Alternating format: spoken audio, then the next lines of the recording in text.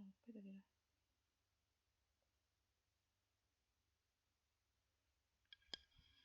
Baik, Assalamualaikum warahmatullahi wabarakatuh. Baik Anda semua, eh kita sampai penjelasan materi selanjutnya, yaitu ini lanjutan dari materi sebelumnya tentang komunikasi. Nah, di sini kita bahas yaitu hakikat bahasa dalam berkomunikasi. Ya, jadi penggunaan bahasa dalam berkomunikasi itu sangat penting karena kemampuan berbahasa itu termasuk dari salah satu kemampuan berinterpersonal. Jadi jangan lupa interpersonal itu merupakan interaksi antara kita dengan lingkungan kita.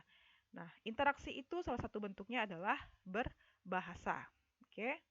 Nah, sedikit pengantar dari saya mengenai hakikat bahasa dalam berkomunikasi. Jadi seringkali kita temukan dalam kehidupan sehari-hari kita melakukan kontak atau interaksi sosial dengan lawan bicara kita atau dengan lingkungan kita. Nah, kontak yang terjadi itu menjalin adanya suatu komunikasi antara kita dengan lingkungan sekitar kita supaya tercipta suatu hubungan yang lebih erat. Nah, untuk menjaga atau menjalin komunikasi itulah bahasa, penggunaan bahasa di sini menjadi medianya. Nah, jadi bahasa di sini sangat penting atau sangat krusial posisinya karena ini berpengaruh terhadap eh, lancar atau tidaknya komunikasi kita dengan lawan bicara kita. Nah, oke, ada 4 kemampuan akhir yang diharapkan atau capaian pembelajaran yang diharapkan dengan tuntasnya materi ini.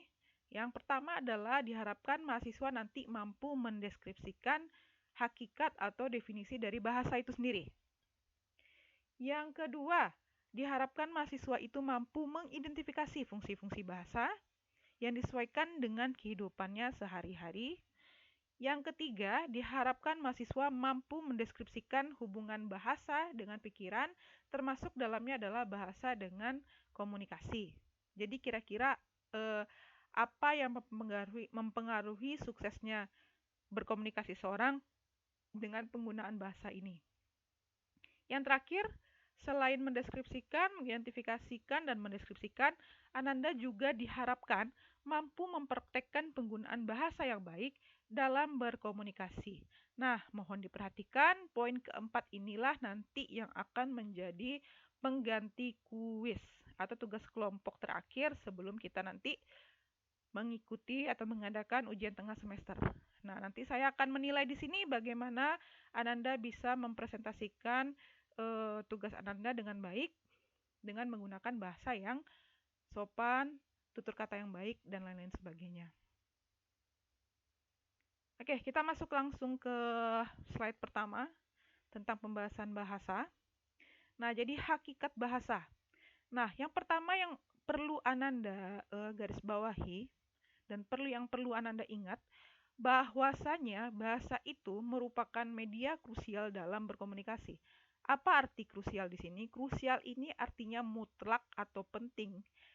Ada saat kegiatan berkomunikasi itu berlangsung. Nah, coba Ananda bayangkan bagaimana atau apa yang terjadi jika kita berkomunikasi tidak menggunakan bahasa yang tidak pada tempatnya. Nah, kira-kira apa yang terjadi? Atau misalnya Ananda menggunakan bahasa yang Ananda mengerti tanpa memikirkan pemahaman dari lawan bicara kita. Artinya di sini lawan bicara kita itu tidak mengerti apa bahasa yang kita sampaikan. Nah, kira-kira apa dampak negatif dari kegiatan komunikasi kita yang terjadi tadi? Nah, maka yang terjadi adalah komunikasi kita tidak akan berlangsung secara lancar. Ada gangguan, ada hambatan di sana. Nah, jadi penggunaan bahasa yang baik dan benar itu sangat penting posisinya dalam kegiatan berkomunikasi. Itu dia poin pertama. Nah, yang kedua, adanya penggunaan bahasa itu bisa menjadikan manusia sebagai makhluk bermasyarakat. Artinya di sini tanda tanda bahwa manusia itu disebut makhluk sosial atau makhluk bermasyarakat karena dia memiliki kemampuan berbahasa yang baik. Jika dia tidak memiliki kemampuan berbahasa yang baik, maka belum tentu dia bisa dikatakan makhluk sosial atau makhluk bermasyarakat. Kenapa? Karena kegiatan sosialnya itu pasti akan terganggu. Nah, yang ketiga, bahasa merupakan warisan manusia yang paling berharga dari satu generasi ke generasi lainnya. Nah, ini tidak bisa diganggu gugat lagi ya. Ini udah pasti valid. Kenapa? Karena bahasa itu merupakan warisan. Warisan yang berbeda dengan warisan yang lain, ya, seperti harta benda itu merupakan yang berbeda. Nah, warisan yang berupa bahasa ini adalah warisan yang hidup dan berkembang yang harus dipelajari agar apa? Agar budaya di sebuah negara atau sebuah daerah itu tetap terjaga. Nah, misalkan ada seorang anak yang tidak pernah diajar berbicara, pasti tidak akan pernah memiliki kemampuan berbahasa yang baik. Nah, kenyataan tentang hal tersebut dapat ditemukan pada anak yang dipelihara misalkan oleh hewan sejak bayi.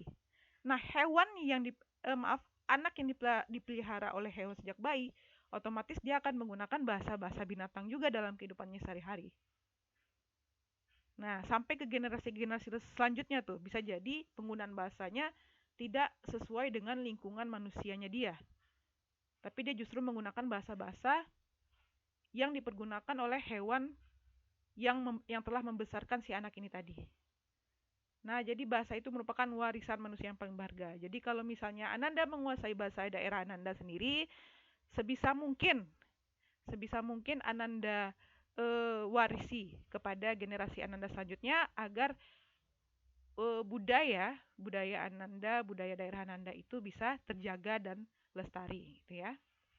Nah, yang terakhir adalah bahasa merupakan sebuah proses belajar manusia untuk berbicara, berpikir, dan mengungkapkan hasil pemikiran. Jadi tanpa adanya bahasa, yang pertama tadi komunikasi nggak akan ada. Nah, selanjutnya untuk dirinya sendiri, tanpa adanya bahasa, maka manusia itu tidak akan bisa berbicara secara lancar, tidak bisa berpikir secara lancar, dan mengungkapkan hasil pemikirannya juga secara lancar. Jika berbicara dan berpikir saja mereka terkendala, apalagi ketika dia mengungkapkan hasil pemikirannya. Nah, itu nanti makanya ketika seorang itu dia memiliki kemampuan bahasa yang baik, maka kemampuan interpersonal dan intrapersonalnya itu akan sedikit terganggu. Oke, jadi itulah pengaruh bahasa dalam kegiatan kita berkomunikasi dan berinteraksi. Oke, kita masuk ke definisi bahasa. Di sini ada dua. Ya, ada dua saya masukkan di sini. Yang pertama adalah menurut Kamus Besar Bahasa Indonesia KBBI, ya, yang dikutip oleh yang saya kutip dari Depdikbud tahun 1993. Jadi di sana dikatakan bahwa sistem lambang itu bunyi berartikulasi yang dihasilkan oleh alat ucap kita, alat ucap manusia yaitu mulut, yang bersifat sewenang-wenang dan konvensional yang dipakai sebagai alat komunikasi untuk melahirkan perasaan dan pikiran. Nah, itu dia definisi bahasa menurut KBBI, Kamus Besar Bahasa Indonesia. Kemudian menurut salah seorang ahli, Jos Daniel Parera tahun 1993 mengungkapkan bahwa bahasa itu bisa diartikan ke dalam dua aspek. Yang pertama ke dalam aspek linguistik. Bahasa adalah menurut unsur linguistik adalah sistem lambang ini ada agak salah tulis sedikit. Sistem lambang yang arbiter atau sewenang-wenang sama dengan pendapat KBBI tadi ya, dan bermakna konvensional yang dengannya suatu kelompok masyarakat itu bisa berkomunikasi antar komunikasi. Bisa berkomunikasi antar anggota kelompok. Nah, sementara dilihat dari aspek komunikasi, Jos Daniel Parera mengatakan bahwa bahasa itu adalah sarana untuk menyampaikan pikiran, perasaan, dan pesan untuk memperlihatkan pikiran dan perasaan orang lain. Nah, jadi unsurnya ada dua, linguistik dan komunikasi. Nah, selanjutnya kita masuk ke fungsi bahasa. Di sini fungsi bahasa secara umum ada banyak sebenarnya. Jadi ada beberapa ahli yang banyak mengungkapkan terkait dengan hal ini, fungsi-fungsi bahasa. Kalau misalnya Ananda baca buku ini dengan buku yang lainnya, mungkin Ananda tidak menemukan keempat fungsi ini, ya. Jadi saya hanya mengutip dari salah satu sumber buku yang menjadi bahan rujukan utama kita, Yang pertama, fungsi bahasa adalah fungsi kognitif atau fungsi kognisi. Nah, jadi fungsi kognisi ini tujuannya mengarahkan kepada seorang manusia untuk bisa berpikir secara cerdas dalam berbahasa. Kemudian fungsi emotif atau fungsi emosi. Nah, di sini mengarahkan manusia untuk bisa mengungkapkan perasaan atau emosionalnya dengan baik. Ya, dengan menggunakan bahasa-bahasa tadi agar bisa dimengerti atau bisa diakui keberadaannya dengan orang-orang di sekitarnya. Yang kedua adalah fungsi imperatif atau fungsi komando atau fungsi instruksi. Jadi ketika kita mengarahkan orang lain atau jika kita ingin mengatur orang lain, memberikan perintah kepada orang lain, itu otomatis juga harus menggunakan bahasa-bahasa yang bisa dimengerti agar lawan bicara itu bisa melaksanakan apa yang menjadi perintah kita dan lain sebagainya. Yang terakhir adalah fungsi seremonial. Nah, ini sifatnya lebih ke formal karena seremoni itu artinya adalah upacara. Nah, di mana-mana setiap kegiatan upacara atau kegiatan formal itu pasti menggunakan bahasa-bahasa yang formal, bukan bahasa-bahasa yang santai. Nah, ini adalah fungsi bahasa agar kita bisa menghargai lawan bicara kita yang mungkin saja berasal dari pemerintahan, negara dari perwakilan negara lain dan sebagai macamnya yang keberadaannya atau posisinya harus kita hormati. Nah, berikut adalah penjelasan lebih lanjut tentang fungsi bahasa itu sendiri. Nah, yang pertama adalah fungsi kognitif. Oke, di escape aja bentar ya. Fungsi kognitif. Jadi di sini bahasa menerangkan proposisi yang kita dapat mencoba kebenarannya dengan menerima atau menolaknya. Jadi maksudnya di sini, jika kita menerima sebuah informasi ya yang belum tentu kebenarannya itu benar atau tidaknya, itu bisa jadi hoax atau tidak. Nah, kita bisa menerima atau menolaknya lewat hasil pemikiran kita. Nah, kita kembali ke definisi kognisi atau kognitif. Apa itu kognisi? Jadi kognisi itu adalah istilah ilmiah untuk proses pikiran. Seperti bagaimana manusia melihat, lalu kita keluarkan menggunakan kata-kata apa yang kita lihat. Kemudian ketika kita mengingat, belajar, dan berpikir tentang sebuah informasi. Berkaitan dengan itu semua, ada suatu hal yang selalu tak lepas dari bagian kognisi, yaitu adalah bahasa. Jadi ketika kita melakukan kegiatan-kegiatan ini, anak-anak semua, baik itu melihat, mengingat, belajar, dan berpikiran tentang informasi, dan ketika kita ingin menyampaikan hasil proses pembelajaran kita itu, maka kita jangan sampai lupa melakukan, bukan, menyampaikannya dengan menggunakan media bahasa itu sendiri. Dan agar bisa dimengerti dengan orang lain, dan agar pemikiran kita itu bisa diterima oleh orang lain, jadi usahakan kita menggunakan bahasa yang baik dan benar. Nah, itu ya. Kemudian bahasa dapat diartikan juga, masih fungsi kognitif, itu sebagai alat komunikasi yang digunakan untuk menginterpretasikan atau menyampaikan isi pikiran kita kepada yang lain. Nah, itu adalah fungsi kognitif bahasa yang terjadi pada manusia ketika dia berinteraksi sosial. Oke, jadi kunci poinnya di sini adalah di saat kita menerima informasi, kemudian kita proses apakah ini sesuai dengan pikiran kita atau tidak. Itulah dia fungsi kognitif. Selanjutnya adalah fungsi emotif. Nah, terdapat dua kemungkinan fungsi bahasa emotif yang bersifat emotif.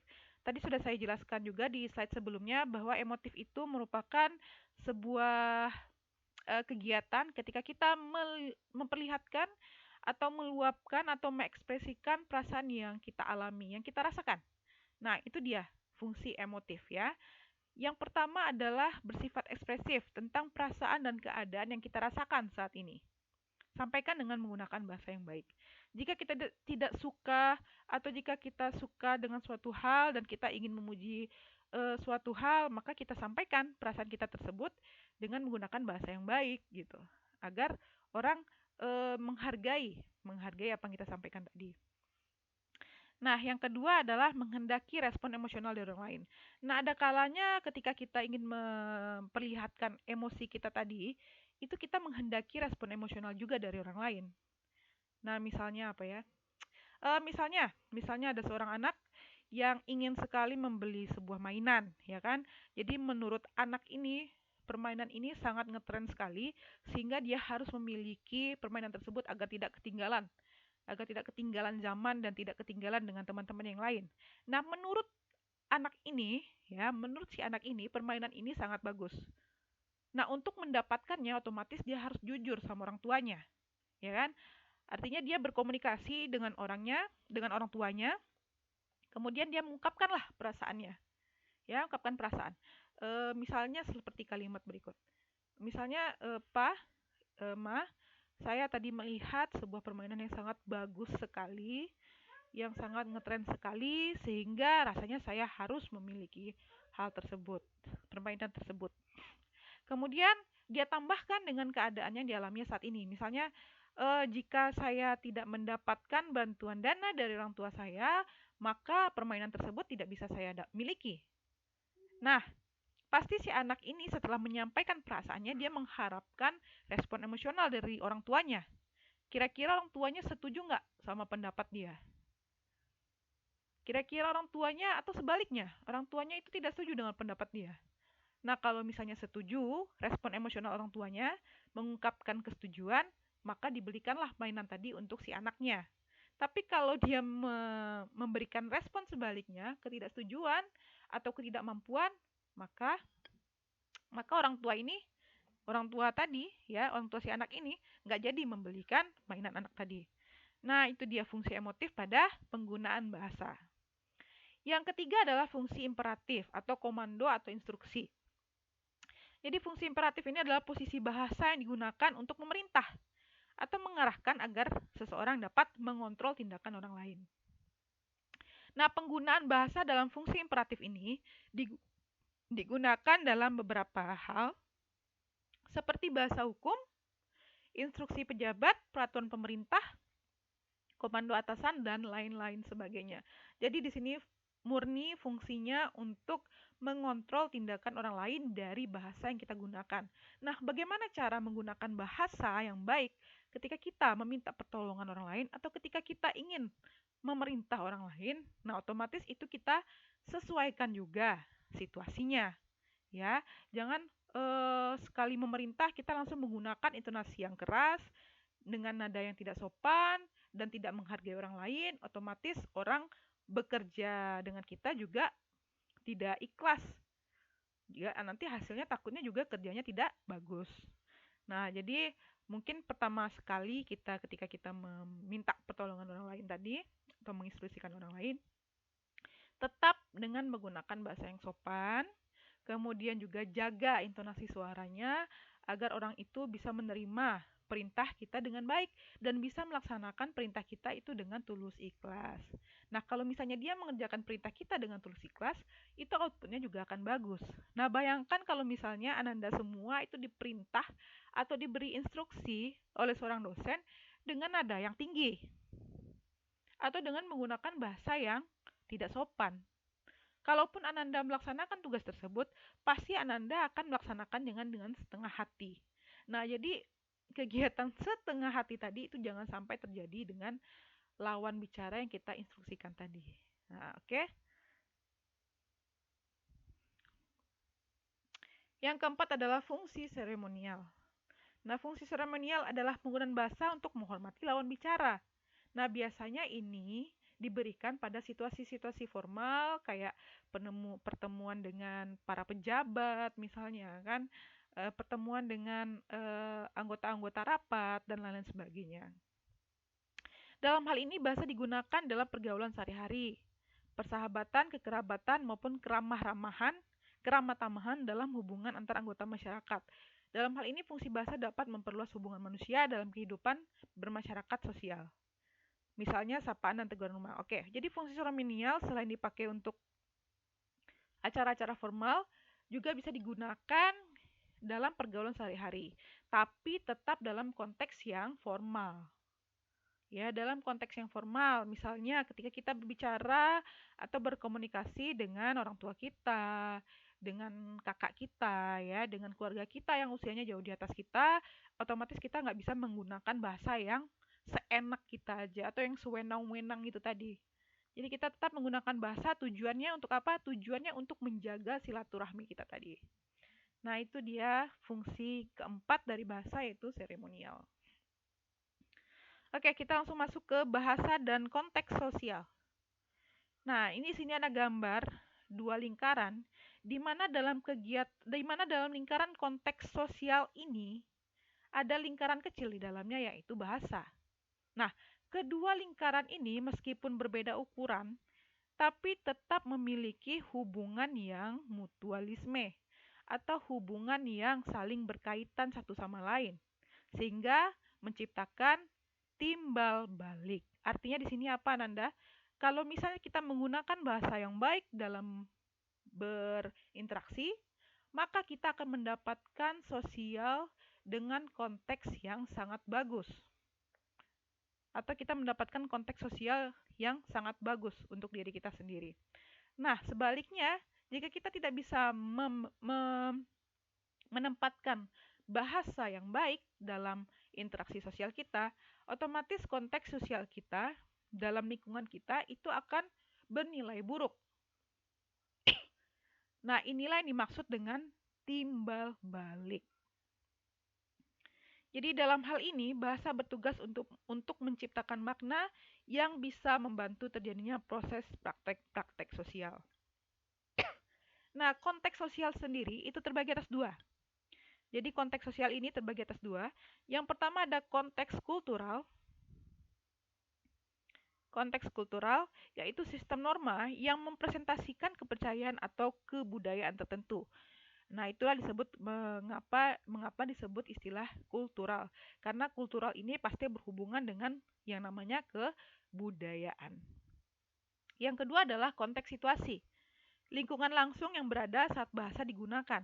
Konteks ini mempengaruhi ragam bahasa seseorang. Seperti yang saya contohkan tadi, ketika kita berada dalam situasi formal, kita pasti akan langsung spontan berbahasa juga dengan bahasa-bahasa yang formal. Ketika kita berada dalam situasi yang non formal, otomatis bahasa yang kita gunakan adalah bahasa-bahasa yang santai dan sebagainya macamnya. Itulah yang dimaksud dengan konteks situasi. Jadi, tempatkanlah bahasa Ananda sekali lagi pada dua konteks ini.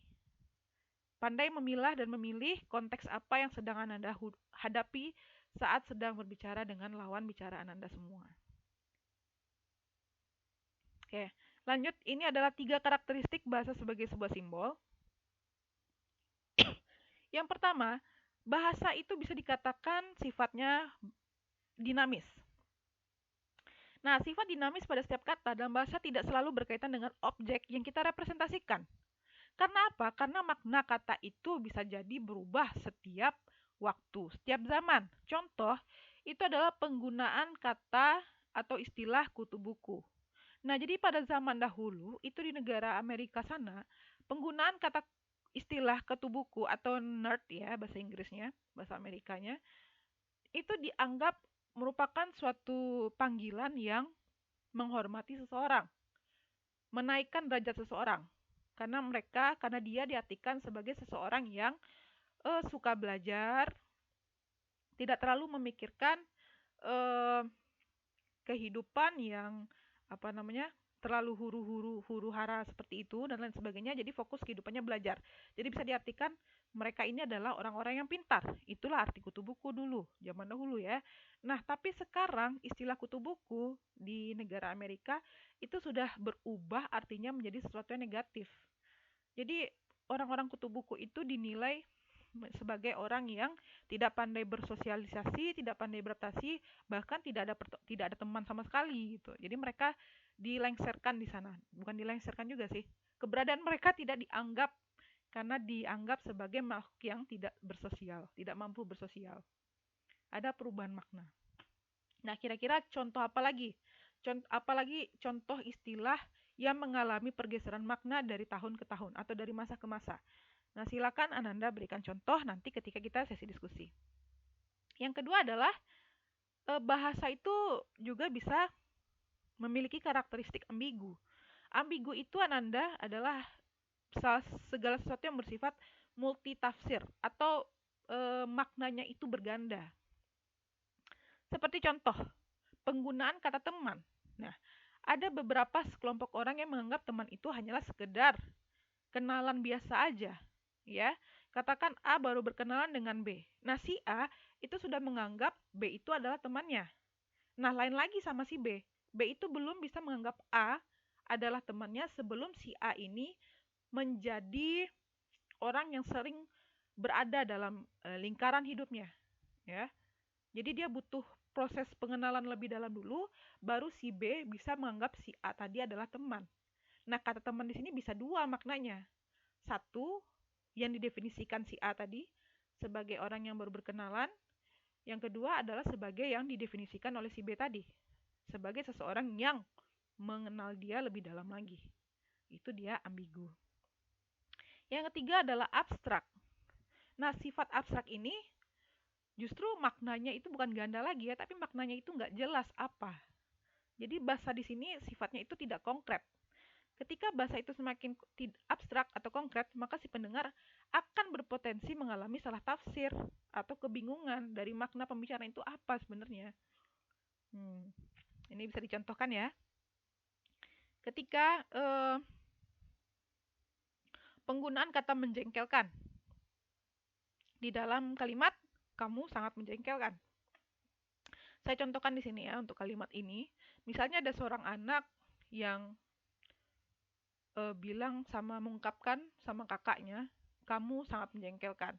Nah, padahal di sini adiknya itu mengatakan hal seperti itu mungkin karena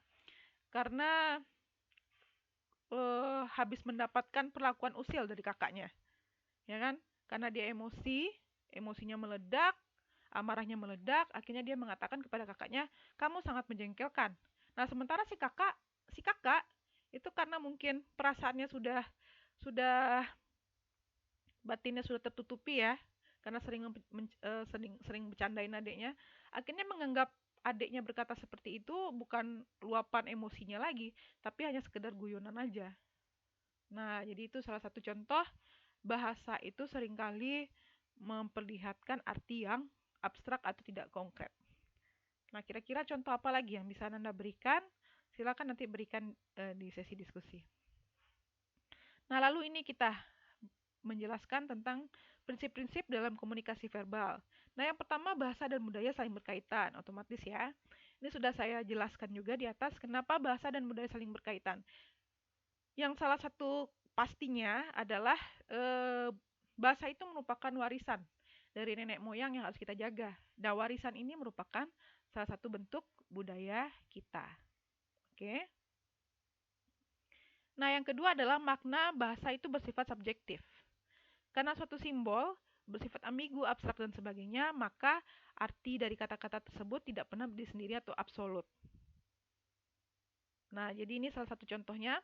Pada manusia, bahasa bersifat ambigu dan mempunyai makna yang banyak seperti kata get, lost, atau pergilah, yang dapat berarti benar-benar menyuruh pergi atau hanya bercandaan saja. Jadi ini prinsipnya hampir sama dengan definisi ambigu yang sudah kita bahas sebelumnya.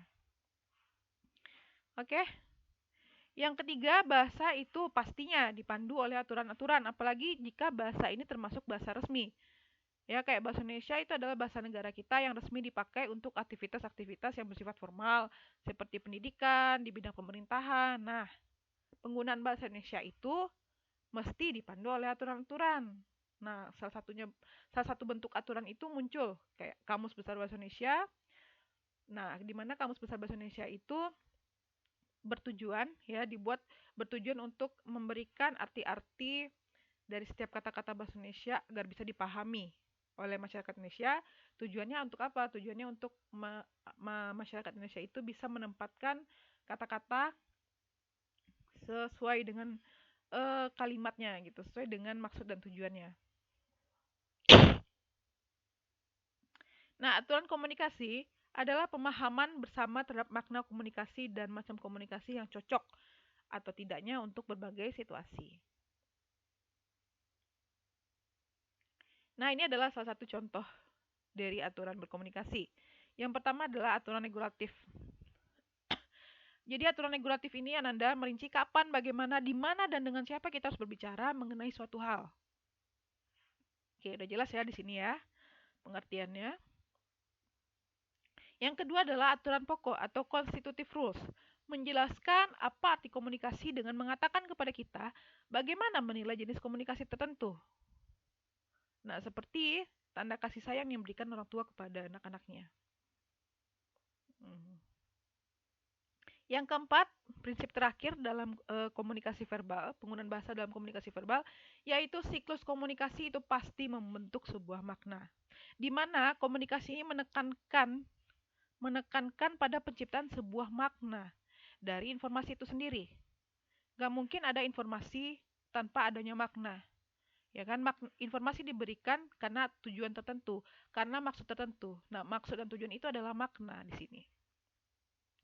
Nah, contohnya ketika kita menulis, penggunaan tanda titik atau tanda-tanda baca itu menjelaskan di mana di mana ide-ide atau penulisan kita itu berhenti dibacanya dan kapan kita mulai. Ya, fungsi tanda baca dalam dalam bahasa tulisan itu merupakan makna dalam penggunaan bahasa dalam konteks tertulis ya. Kemudian sama halnya dengan komunikasi personal, penekanan adalah penandaan mental akan awal dan akhir interaksi tertentu. Maksudnya di sini Ananda, ketika kita berbicara ada kala kita menekankan atau menentukan intonasi atau nada suara pada kalimat tertentu atau pada kata-kata tertentu. Nah, penekanan intonasi di sinilah dimaksud dengan ini, poin ketiga ini. Oke, jadi kesimpulannya apa? Ini sedikit tambahan. Utamakan bahasa Indonesia dalam kegiatan hidup, dalam aktivitas kita sehari-hari. Utamakan, bukan berarti kita menyampingkan bahasa daerah kita. Ya, jadi bahasa daerah kita wajib kita pelihara. Ya, dan sedapat mungkin kita pakai dalam lingkungan santai kita, dalam lingkungan sehari-hari kita, dengan catatan dalam kondisi yang tidak formal ya. Nah, kemudian untuk mengatasi persaingan yang semakin tinggi, apalagi dalam persaingan globalisasi saat ini, sedapat mungkin kita kuasai berbagai macam bahasa asing, minimal bahasa Inggris, karena bahasa Inggris itu merupakan bahasa resmi yang dipakai oleh semua negara yang ada di dunia ini. Hampir sebagian besar orang-orang di dunia ini menguasai bahasa Inggris. Jadi, kalau kita ingin berkontribusi di dalam perkembangan dunia, minimal usahakan untuk menguasai bahasa Inggris. Ya, kalau misalnya Ananda ingin mendalami tentang bidang-bidang teknologi, kuasai bahasa Jepang. Karena apa? Karena negara Jepang itu adalah pusat perkembangan teknologi. Kalau misalnya Ananda lebih tertarik untuk mendalami bisnis dan bidang-bidang yang terkait dengan itu, maka saya sarankan untuk menguasai bahasa Cina. Karena Cina adalah negara yang paling berpotensi selalu mengungguli negara-negara lain dalam konteks bisnisnya dan lain sebagainya. Itu dia. Jadi utamakan bahasa Indonesia, pelihara bahasa daerah, dan kuasai bahasa asing. Maka insya Allah kita bisa dipakai di berbagai tempat. Dan kita bisa beradaptasi juga dimanapun kita berada. Oke, ini terakhir saya berikan satu pertanyaan yang perlu Ananda diskusikan dengan kelompoknya masing-masing. Ya, silahkan nanti Ananda jawab dan Anda tuliskan nanti di forum LMS. Nanti linknya akan saya berikan. Oke, pertanyaannya adalah jelaskan hubungan antara bahasa dan konteks sosial yang bersifat mutualisme atau timbal balik. Jadi di sini Anda harus menjelaskan hubungan itu tadi antara bahasa dan konteks sosial. Nah, silakan dijawab. Dan saya akhiri dulu pemaparan saya tentang materi kita pada hari ini, hakikat bahasa dalam komunikasi. Banyak maaf. Wassalamualaikum warahmatullahi wabarakatuh.